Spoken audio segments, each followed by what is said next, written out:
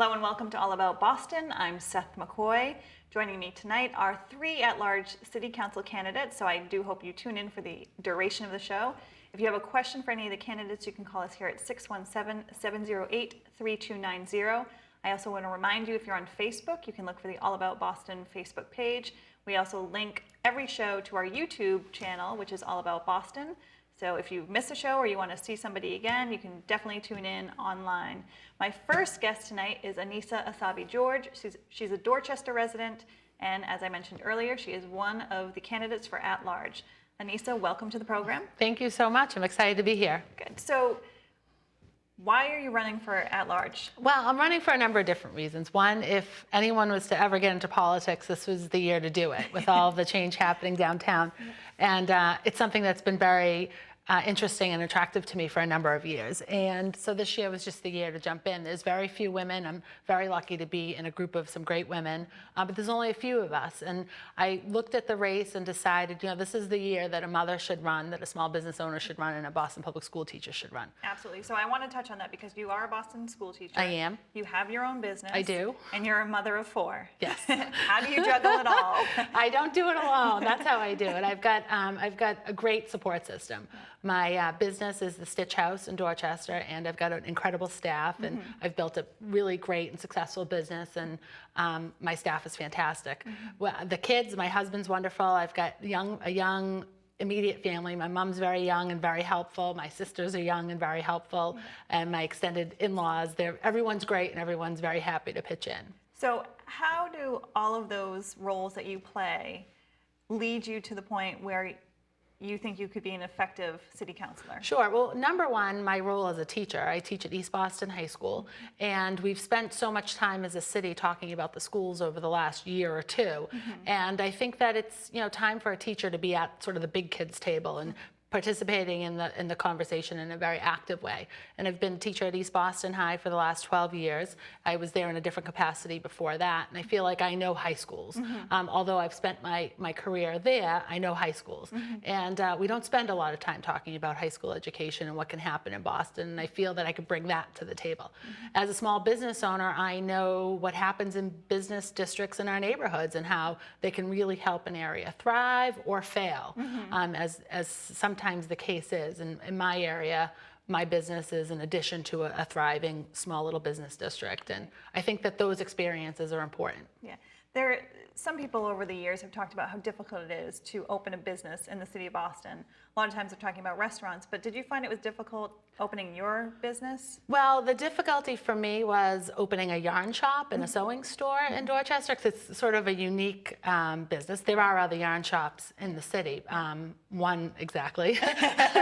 But so we have a very unique and intimate sort of customer base and industry in the city, but that's been a challenge at times to sort of market my business appropriately and get it out there. And where I'm not in downtown Boston, I also try my best to attract a tourist base. Right. So we do have, knitters are a little nutty in a good way, but they will come and find us. Right.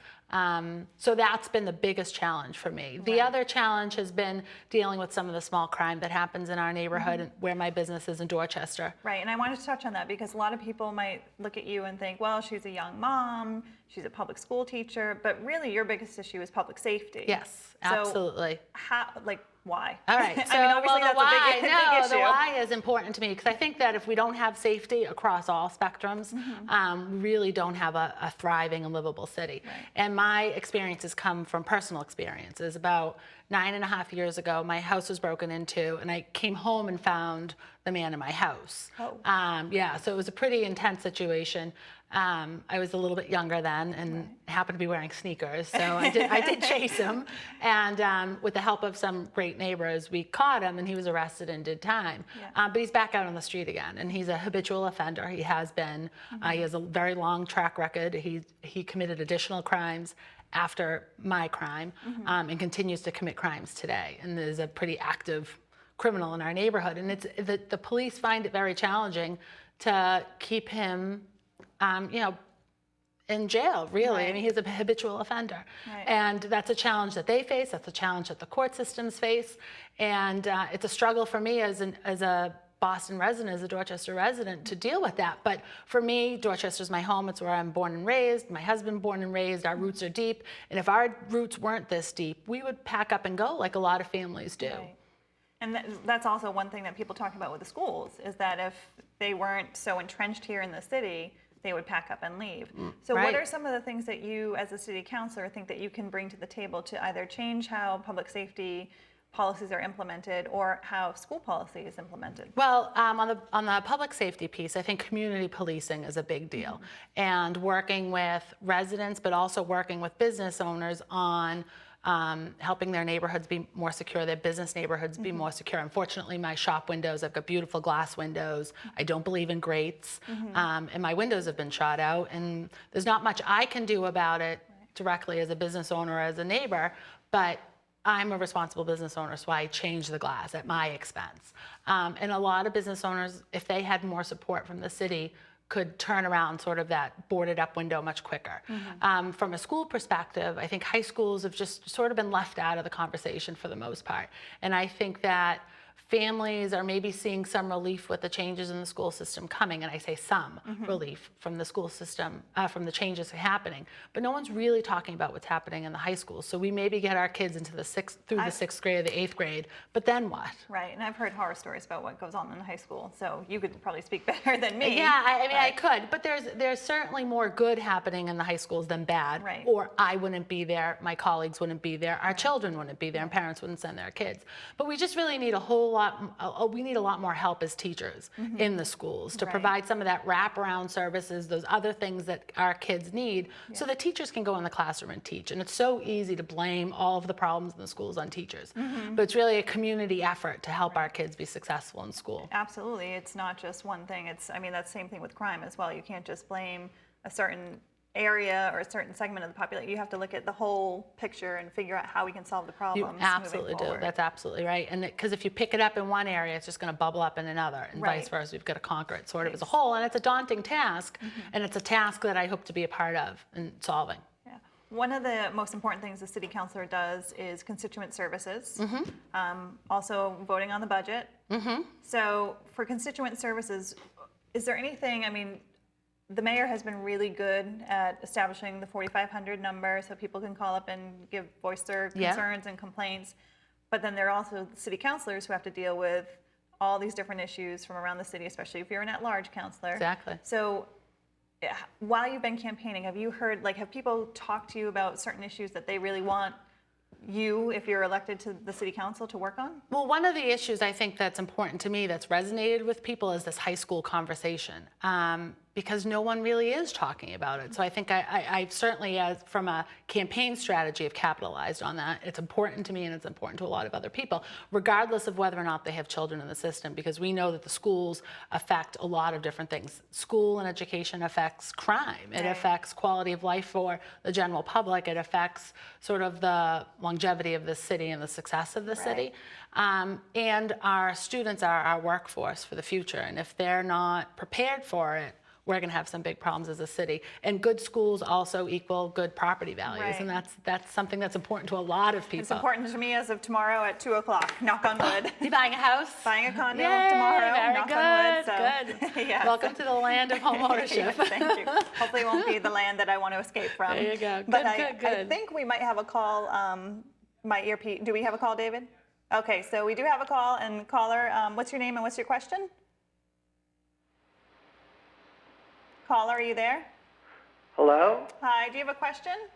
Yeah, hi. This is John Kelly, Seth. How are you doing? Good, how are you? And I just have a question for Annissa about small businesses and a problem that many people with wheelchairs find is not being able to get into the stores in our own neighborhood shopping districts. And not much has changed over the last 20 years on that front, and whether she has any ideas on how everyone in Boston can get in to enjoy our stores. Thank you. Thanks, John. So Sure, John, that's a great question. Yeah, and I've known John for a number of years, so I appreciate the fact, John, that you've tuned in. And What's your answer? Well, all of our business should be ADA compliant. Right. And that goes without saying. Our stores should be, all of our businesses should be, our sidewalks should be. I don't have, I'm lucky enough that I don't need to worry about that for myself, but I know the struggle getting around with a narrow carriage, never mind a larger wheelchair. And, every segment of our society should be open to everybody. Absolutely. Physically accessible to everybody. Right. So I think that's an important thing, and I hear that. Thank you, John, for your call. I think that's a good point to make and something that I'll remember. Yeah, and he's absolutely right. When I worked for Councilor Murphy, this was an issue that he and I talked about. It's just something that has not been fully addressed in a number of years. Right. And it's, for me, it's when I see a situation where somebody in a wheelchair is trying to get around and it's just impossible for them to do so, it's not right, obviously. Right, So right. I do think we have to make some changes and make sure that the city is accessible to everybody. Right. It's also a publicity piece, especially during like a snowstorm. Right, Because the right. sidewalks just, we this last winter got so much snow and it's difficult to get through all that snow, Right. shoveling it out. But we do have to remember that folks need access to, whether it's just getting out of their house to go to work, go in the Yep. corner store or whatever. Absolutely. So I want to give you an opportunity to let people at home know how to find out more information Sure. about you. So do you have a website that they I can do. visit? It's AnnissaForBoston.com, ANNISSAFOR, Boston.com. And I'd love to hear from all of you, and I'd love to hear your questions, comments, and concerns. And I'd love you to visit my website and get to know me and a little bit more about my candidacy, and shoot me any questions through our email system. That would be great. And you're also on Twitter. I am on Twitter, Annissa for Boss, B-O-S. It didn't all quite fit. And can I say a quick hello to my kids? Because I know they'll be watching. I just want to say hi to Douglas and Sam and Charlie and Caden. My boys at home, my husband, of course, and my mother, because I know she's watching. This is like the moment where you're giving like the award acceptance speech and you forget to mention Where's your the music? significant other. Where's the music? Exactly. But I want to thank you so much for Thank being you. here No, tonight. thank you. This was great. Great, and I want to wish you the best of luck, and I'm sure we will catch up in the future. I hope to see you after the primary. Absolutely. So we are going to take a quick break. Ramon Soto, who is another candidate for the at-large city council seat, is going to be joining us next. Stay tuned. Hello and welcome back to All About Boston. My guest joining me now is Ramon Soto, a candidate for at-large city council. Again, if you have a question, please call us here at 617-708-3290. Another reminder that we are on Facebook. It's All About Boston on Facebook. You can search for that. And also we post all of our shows from YouTube onto the Facebook page. So if you miss a show or you want to rewatch, do tune in to the Facebook page or YouTube to watch this show. So Ramon, welcome to the program. Thank you. I appreciate you having me on. You're welcome. I think I had you on once before when we were talking about the census. That's right. Yeah. It was a few years ago. Yeah. I think the setup was a little different. I think I was on that Yeah, side, but we had a different, we've reworked the stage here, so it's a little more, I like it better. I don't know how you feel, but. good. Yeah, no, it's great. So anyway, you're running for at-large city council. So the question I've started off with all of the candidates is, why are you running? Well, I think this is an exciting time in our city's history.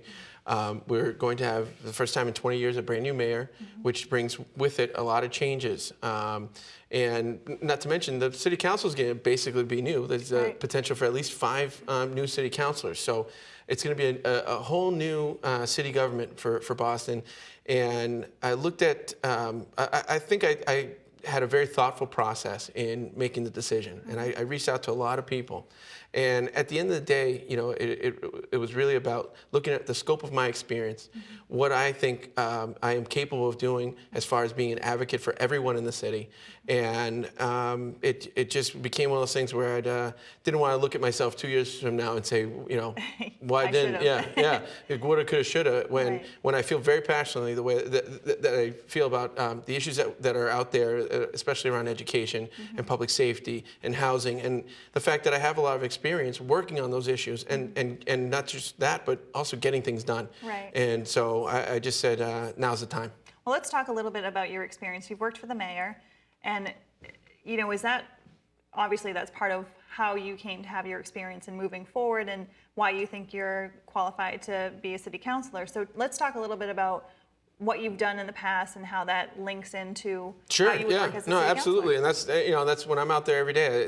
Those are exactly the examples that I like to illuminate. So, for example, when I first came to the mayor's office, I was working at the State House previously as a legislative aide, and I learned how to craft budgets. I learned how to analyze them. I learned how to write bills and how to pass them. But it really wasn't my calling. I wanted to work closer to the people and actually learn what the issues are for each individual family, and then try to figure out what can we do for everyone. And the mayor gave me that opportunity. One of the first things that I did was actually I led the census in 2010, and that effort was different than any other census. Right. We really wanted to get down to those folks who traditionally had not responded. Right. And many of them might be in the lower socioeconomic levels. They are immigrants and folks who are new to the city and might not feel comfortable about providing that information. Right. And so what we did was we went out and talked to the people that we call the voices of influence. And those are your barbers and hairstylists. They're the women that work at the laundromat.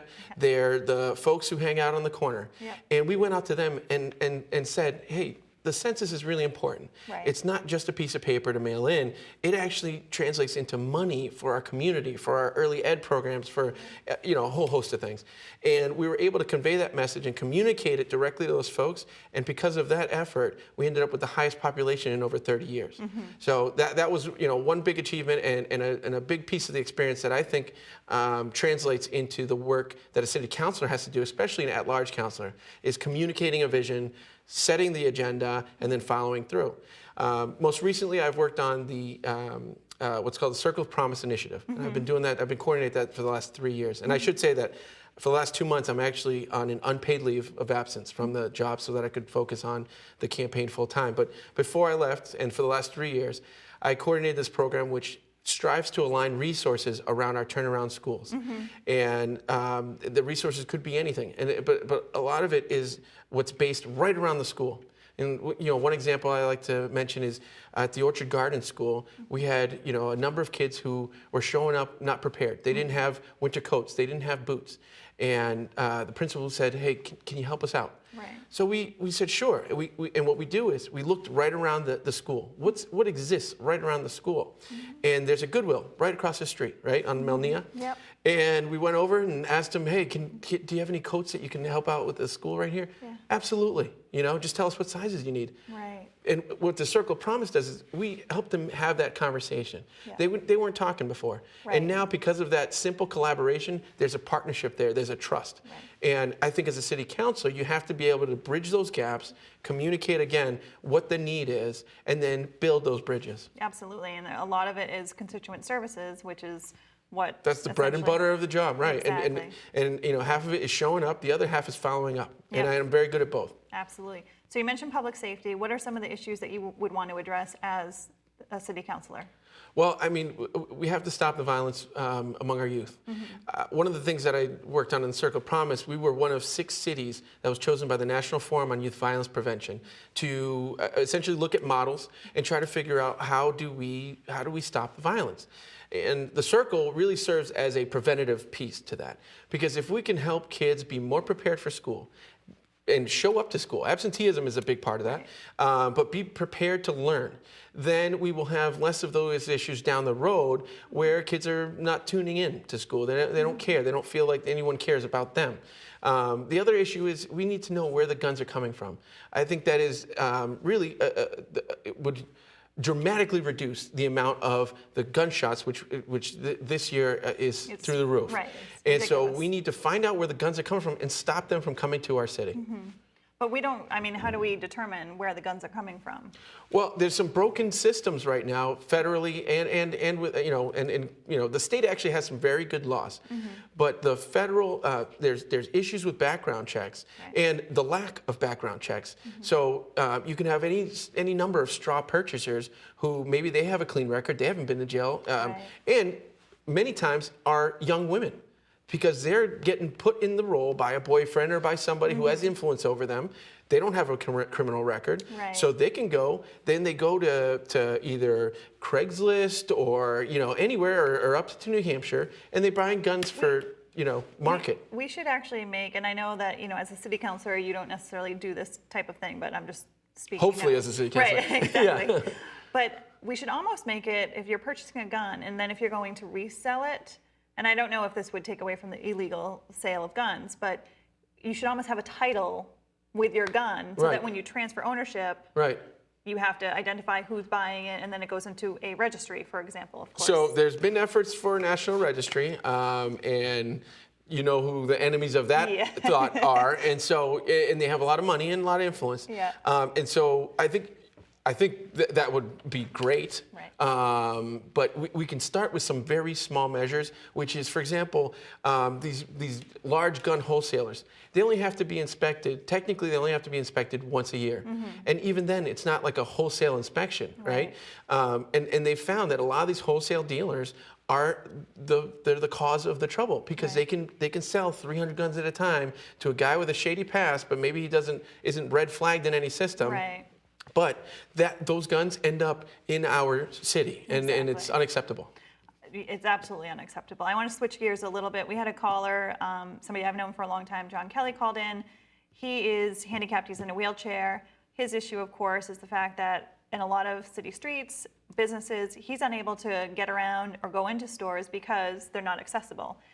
As a city councilor, if you're elected, how would you address that need? Because there's a pretty large population of people in the city who have some need to get around. And I mean, and that also speaks to our seniors. You know, we need to make sure that our city is livable for everyone in our city. And I would be very interested in reading through the law and exactly how it's applied, and then understanding what possible changes could be made. Now, I also would, I saw a case in California where a person was sued because they didn't have handicapped access, and it was a small business. They'd been around for 30 years or something, and the lawsuit just drained them. Right. And so I want to also be I want to respect our small businesses and try to see what kind of things can we do as a city to incentivize those kinds of changes. Right, and you also touched on another good example.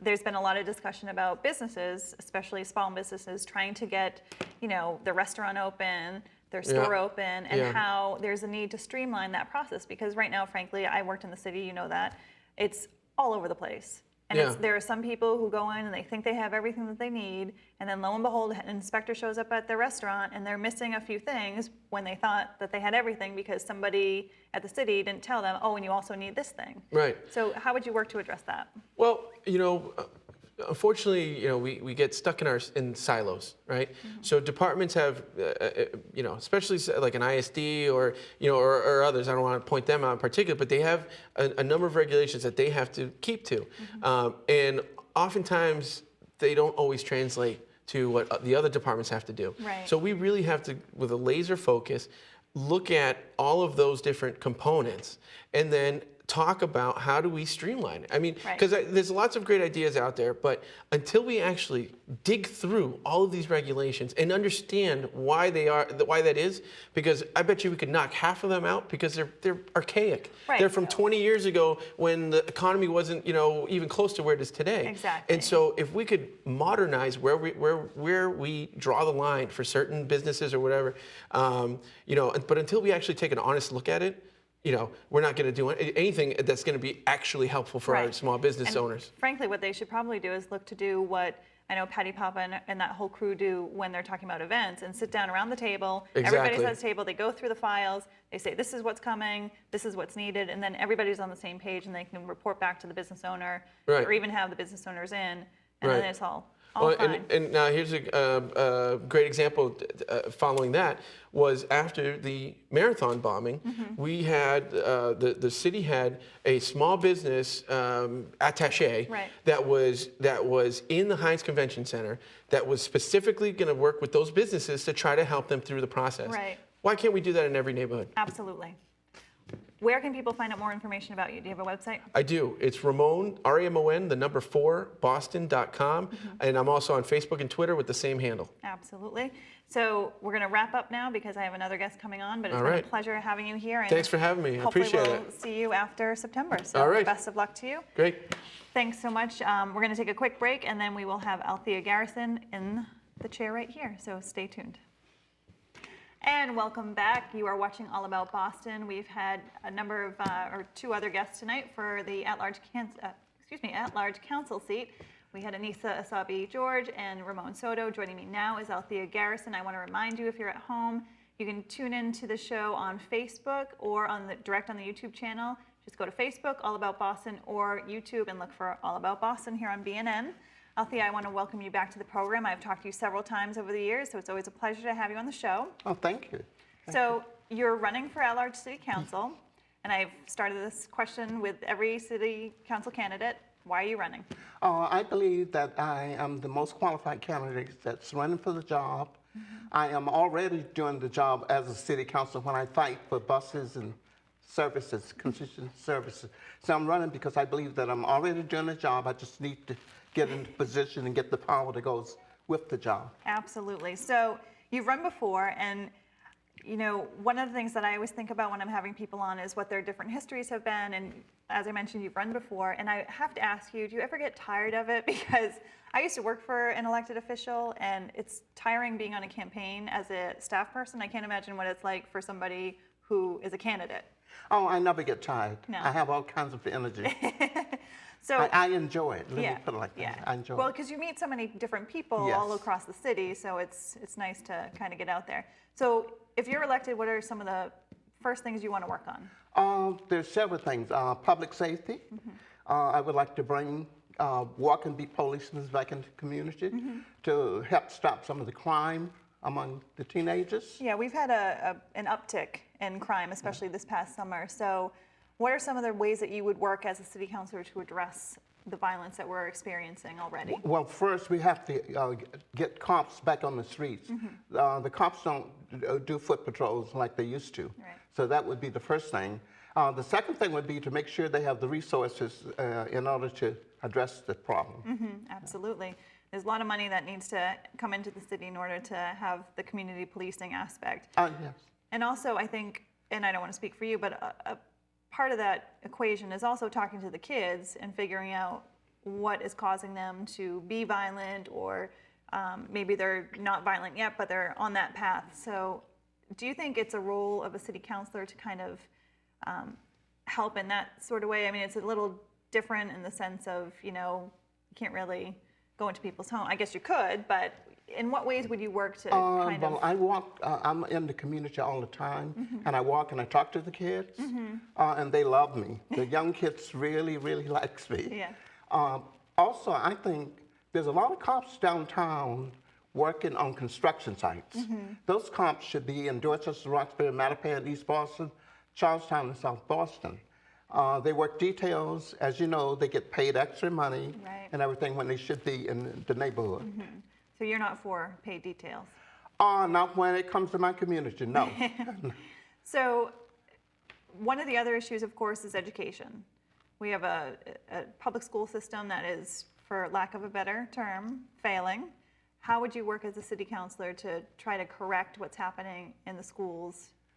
Well, when I was a state representative, education reform came about.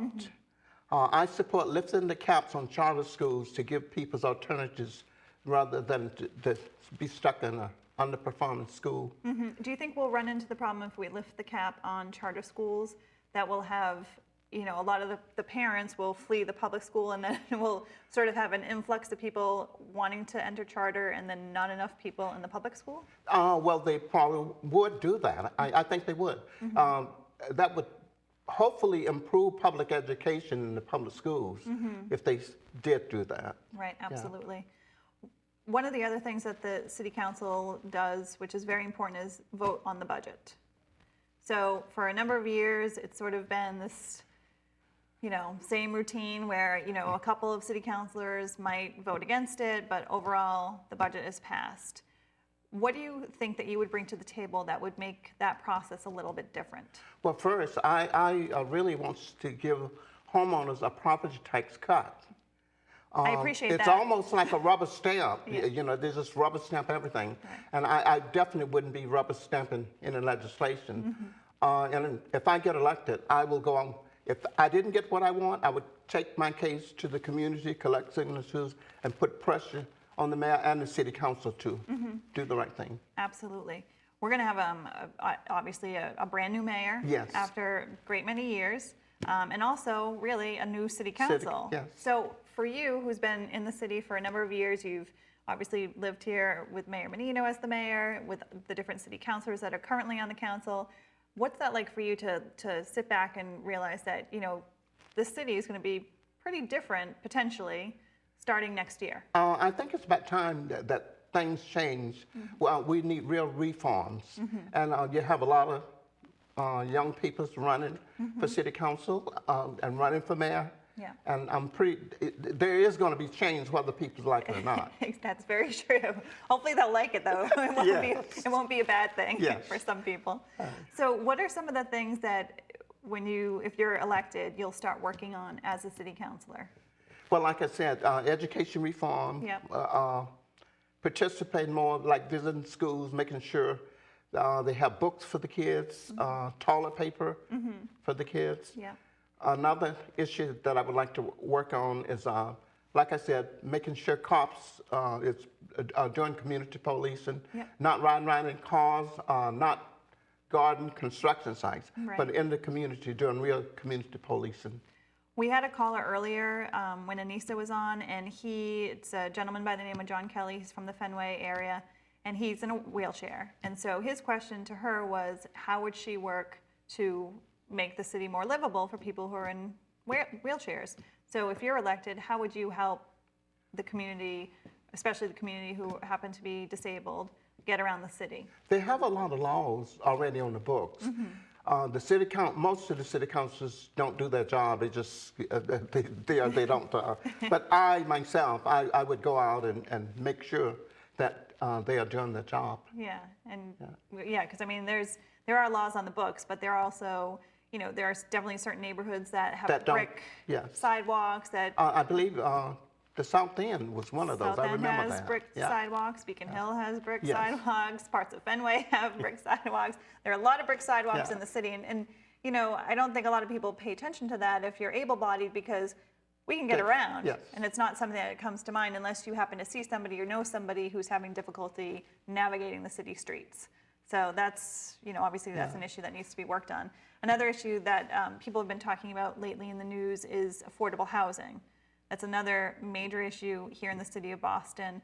As a city councilor, how would you work to try to bring some affordable housing? And of course, affordable housing now is not just low-income housing. It's also moderate to middle-income Yes. housing, because let's face it, the city is expensive to live in. It's especially expensive to rent. And if you're trying to buy, you know, it's a little prohibitive, because if you're paying, you know, $2,000 on a one-bedroom apartment, it's hard to save money so you can buy. I think what contributes to that too is the foreclosures. Yeah. I'm against foreclosures, so that's one of the issues that I would try to address as an at-large city council. Yeah, city The council. banks could do a much better job in helping people, you know, instead of foreclosing. on them. Right. Yeah, of course, on the other side of that is that if people haven't been paying their bills, they have to be foreclosed upon. But if there are properties that have been foreclosed on, it's probably also a good idea to make sure that they're kept up. Yes. And that's something that City Councilor Rob Consalvo had worked on. So, Okay. yeah, he put forth a home rule petition that would make them, the banks, responsible right, for cleaning right. up the neighborhoods. So when you're out campaigning, what are some of the things that surprise you? Like what are some of the constituents saying to you, asking you? When a lot of them want to come up and kiss me on the show. Yeah. I don't like it, but I let them do it. Yeah. Really? Come on, that's part of the business.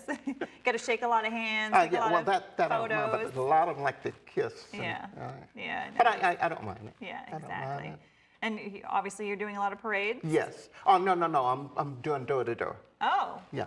Well, what's that like? Because, you know, that's probably going to help you a lot, because it is that FaceTime when you're knocking on somebody's door and you have that, you know, whether it's 30 seconds or 3 minutes or, you know, in some cases 10 minutes to talk to a voter and tell them why they should vote for you. I enjoy doing that. Yeah. It's kind of like when I was collected 1,000 signatures to get the MBTA to back off on eliminating bus stops. Right. I don't mind that. And I meet a lot of people doing that also. Yeah, that's probably why, I mean, you mentioned this earlier, that's why you run, because you like to meet Yes, the people and I you do. talk and you want to be in office. And I'm not running for the money. I'm running because I enjoy what I Right, do. exactly. How difficult was it to get the signatures this year? Because of course, with so many people running, you know, once people sign 4 sheets for 4 different candidates, then whoever came in the next however many people came in with their sheets, if they had the same people, those signatures don't count. This year, my strategy was totally different. I didn't do any signature gathering up at Uplands County where I live. Yeah. I went away like Austin, Brighton, and different places like that, Charlestown, East Boston, Yeah, and it worked. It worked it quite well. nice. So what's your favorite part about the city? Oh, I love the whole city. Yeah. I love the whole city. I do. You're very good. You have nothing, you love everything about the city. Yes, and- I do. The only thing is the crime, the kids killing each other. Right. I don't which like is, that part. Yeah, that's definitely But, not something that we want to see happening, and it's definitely something that needs to be addressed. And I Yes. think you're right. If we had more community policing and more discussion with kids to sort of get them on the right path, as opposed to, you know, thinking that picking up a gun is the way to solve an issue, which of course it is not. And I think I'm the right person to address it. Good. So I hope you are, and I hope you Thank will. Is there a way that people can get in touch with you and learn more about you? Yes, they can call 617-407-7661. Either they can write me at my home at 98 Howard Avenue, Dorchester, Mass. 02125. I don't do social media How come? because I prefer to meet people individually. Well, there you go. Well, Althea, I want to thank you again for being on the show. I've had you, like I mentioned before, and it's always a pleasure. And I wish you the best of luck in Oh, thank you. September. So remind people when they should go vote for you. Please don't forget to vote. September the 24th is the preliminary election, and November 5th is the final election. Also, I would like to thank all those voters that signed my nomination papers. I'm very grateful to you. And if I am the one that get elected to one of the at-large city councils, I will return the gratefulness by being an excellent city council to you. All right. Well, Thank thank you. you so much. And as you know, we've been having a number of the different candidates for at-large city council as well as mayoral candidates. If you've missed a show, you can certainly go onto Facebook. It's Facebook All About Boston and catch up on past shows. You can also check out our YouTube channel. Just go to YouTube and search for All About Boston and watch the program. And of course, thank you for tuning in tonight here. And I want to thank everybody behind the scenes for putting together a great show. And we will see you next time.